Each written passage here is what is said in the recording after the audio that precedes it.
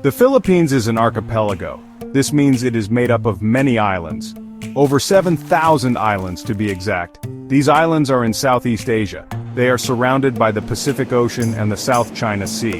This location made the Philippines important for trade.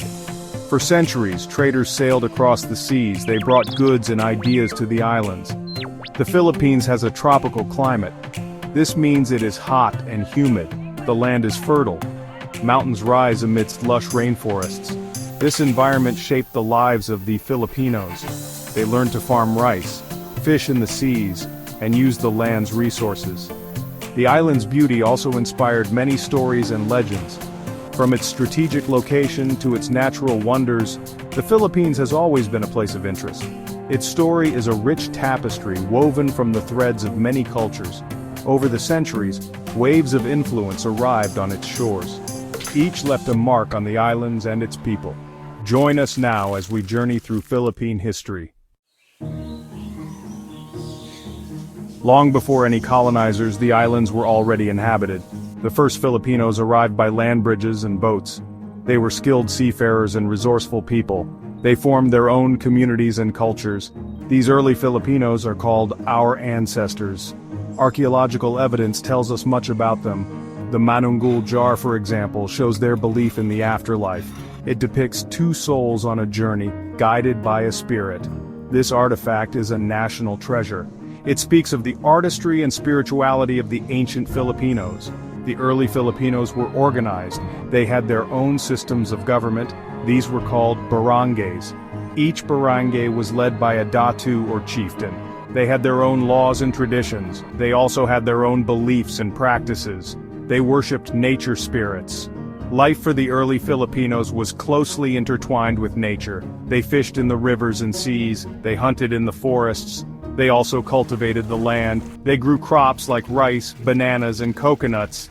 This connection to nature would continue to influence Filipino culture for centuries to come. In 1521, Ferdinand Magellan arrived in the Philippines. He was a Portuguese explorer sailing for Spain. This marked the beginning of Spanish colonization. The Spanish came to conquer new lands, but they also aimed to spread Christianity. The Spanish established their rule over the islands. They called the archipelago Las Islas Filipinas. This was in honor of King Philip II of Spain. The Spanish introduced many changes. They built churches, schools, and government buildings.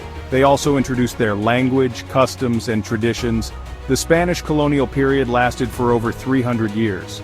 During this time, the Catholic Church became a powerful force. Filipinos embraced Christianity. They incorporated it into their existing beliefs. This blend of cultures is evident in many aspects of Filipino life. From fiestas to religious practices, the Spanish influence is undeniable. However, Spanish rule was not without resistance. Many Filipinos fought bravely against the colonizers. Lapu-Lapu, a chieftain from Mactan, is remembered for defeating Magellan. His courage is celebrated to this day. Others, like Andres Bonifacio and Jose Rizal, would later ignite the flames of revolution. Section 4. A New Colonizer, America's Time in the Islands.